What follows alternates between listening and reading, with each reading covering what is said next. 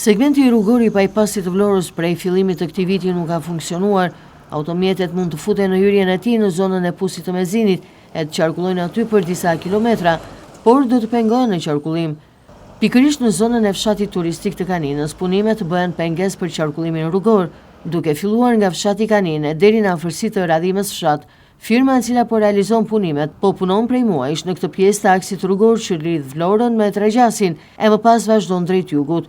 Punimet duhet të kishin përfunduar në muajin prill, siç u informua opinioni publik në fillim të këtij viti, por diçka e tillë me sa duket ende nuk ka ndodhur.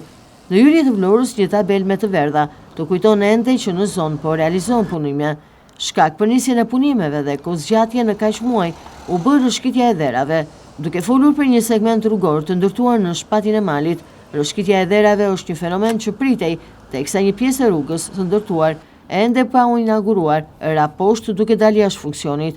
Kjo detyroi firmën të rinisë punimet që konsistojnë edhe në përfundimin e këtij projekti në tërësi, me plotësimin e këtij segmenti me të gjithë elementet e sigurisë. Puna është fokusuar pikërisht në krijimin dhe fortifikimin e barierave anësore të rrugës për të shmangur fenomenin e rrëshqitjes së segmentit rrugor.